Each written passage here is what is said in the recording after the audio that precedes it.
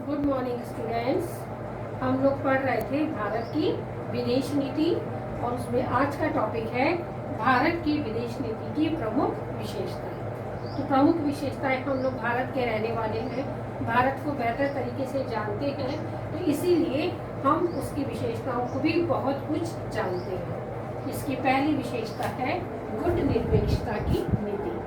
इस लेसन को हम लोग पूरे अच्छे से पढ़ चुके हैं कि क्या है गुट निरपेक्षता और गुट निरपेक्षता की नीति भारत ने अपनी विदेश नीति में किस प्रकार से शामिल की है। जैसा कि इसके नाम से जाहिर है कि गुट निरपेक्षता अर्थात गुटों से अलग रहने की नीति। तो भारत इस नीति को पूर्ण रूप से अपनी विदेश नीति में अपनाता है और दोनों गुट यानी सोवियत संघ और अमेरिका दोनों ही पूंजीपति और साम्यवादी गुटों से अपने मैत्रीपूर्ण संबंध बनाए रखना चाहता है और गुटों की राजनीति से दूर रहना चाहता है। इसी को गुट निरपेक्षता की नीति कहते हैं, जो भारत ने अपनी विदेश नीति में अपनाई। दूसरी नीति है, दूसरी विशेषता शांति की विदेश नीति। शांति की विदेश नीति का अर्थ ये होता है कि भारत कभी भी युद्धों को महत्वपूर्ण स्थान नहीं देता है। भारत हमेशा से ही प्रत्येक समस्या का समाधान शांतिप्रिय तरीके से करने में, शांतिप्रिय तरीके से उसको सॉल्व करने में, उसका समाधान करने में आगे रहा है और इसी शांति की स्थिति को विदेश नीति में भी अपना स्थान देता है। तीसरी विशेषता है मैत्री और सह अस्तित्व की नीति। जैसा हम जानते हैं, मैत्री का मतलब मैत्रीपूर्ण संबंध स्थापित रखना और सह अस्तित्व का अर्थ है सबकी अपनी अपनी पहचान बनी रहे, साथ साथ में रहकर। तो इस तरीके से भारत की विदेश नीति में मैत्रीपूर्ण संबंध और सह अस्तित्व को भी पूर्ण रूप से अपनाया गया है। भारत प्रत्येक राष्ट्रों से ज्यादातर सामाजिक, आर्थिक और व्यापारिक संबंधों को बनाए हुए हैं और इसी से इसके महत्वपूर्ण संबंध बन चुके हैं और यही उससे सह अस्तित्व की नीति की ओर भी बढ़ा देते हैं कि किस प्रकार से मैत्री और सह अस्तित्व के वजह से ही भारत अपनी विदेश नीति को एक विशेष मुकाम दे सका है। और इसी महत्वपूर्ण स्थिति में भारत ने कई व्यापारिक समझौते किए हैं, जैसे भारत नेपाल संधि, भारत इराक मैत्री संधि, भारत जापान शांति संधि, भारत मिश्र शांति संधि, भारत रूस मैत्री संधि तथा भारत बांग्लादेश मैत्री संधि आदि इसमें शामिल है। पंडित जवाहरलाल नेहरू ने अपने वक्तव्य में कहा है कि विश्व में आज अलगाववाद के लिए कोई स्थान नहीं है। हम दूसरों से अलग रहकर जिंदा नहीं रह सकते। हमें या तो सहयोग करना चाहिए या युद्ध। हम शांति चाहते हैं, अतः अपना वश चलते हम दूसरे राष्ट्रों के साथ लड़ाई कभी भी नहीं चाहते हैं, अर्थात सहयोग ही एक बेहतर मार्ग है।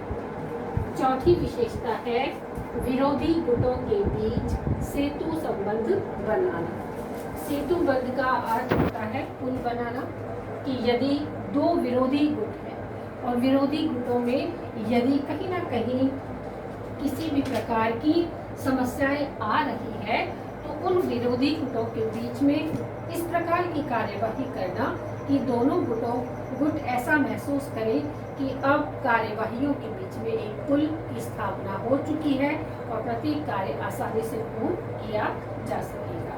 तो भारत ने विरोधी गुटों के बीच सेतु बंध बनाकर अपनी विदेश नीति को विरोधी गुटों पर भी पूर्ण रूप से अपनाया है और इसीलिए गुट निरपेक्षता की नीति को दोनों ही गुटों ने मान्यता प्रदान की है। भारत की सैनिक व आर्थिक स्थिति विश्व की महाशक्तियों व अन्य राष्ट्रों के मुकाबले काफी कमजोर है, लेकिन शक्ति संतुलन में अंतर्राष्ट्रीय विवादों के समाधान में मध्यस्थ के रूप में भारत की स्थिति बहुत ही उच्च है। उसने कोरिया, हिंद, चीन, कांगो आदि की महत्वपूर्ण समस्याओं के समाधान में महत्वपूर्ण योगदान दिया है। इस प्रकार से हम कह सकते हैं कि दोनों गुटों की तरफ से मान्यता प्राप्त करने के बाद ही भारत अपनी इस नीति को अपना सका। 5वां पॉइंट है छोटे राष्ट्रों के साथ मधुर संबंध स्थापित करना। इसका अर्थ ये होता है कि जो नवोदित स्वतंत्र राष्ट्र हैं, जो छोटे राष्ट्र हैं, उन्हें अपनी तरक्की के लिए सामाजिक, आर्थिक, तकनीकी, शिक्षा, इन सभी क्षेत्रों में कहीं ना कहीं दूसरे राष्ट्रों के सहयोग की आवश्यकता महसूस होती है। इसलिए इन राष्ट्रों के साथ भारत अपने मधुर संबंध बनाए हुए है और इन्हें विकास पथ पे आगे ले जाने के लिए उनके संग महत्वपूर्ण समझौते भी करता है।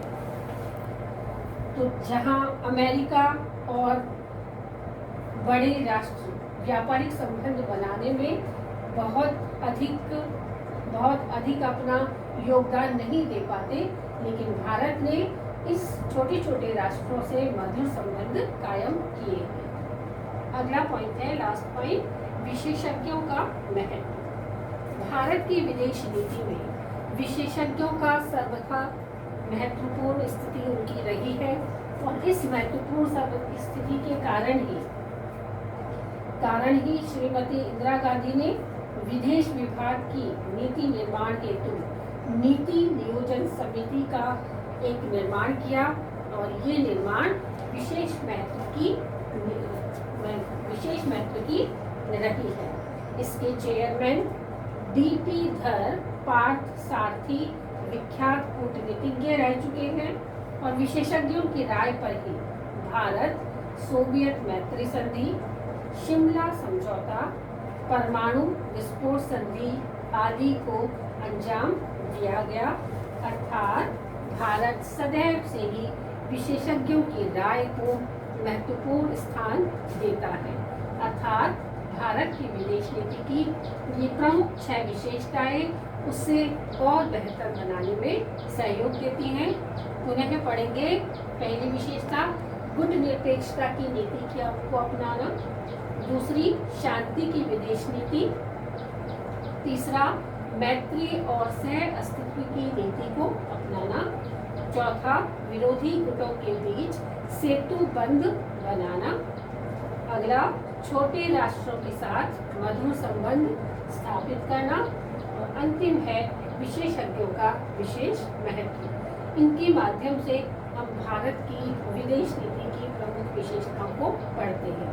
अगली सूची दी गई है कि प्रधानमंत्री और उनके कार्यकाल क्या क्या रहे और प्रत्येक प्रधानमंत्री ने अपने कार्यकाल में इन्हीं नीतियों को आगे बढ़ाकर कुछ नवीन नीतियों का भी पालन किया है।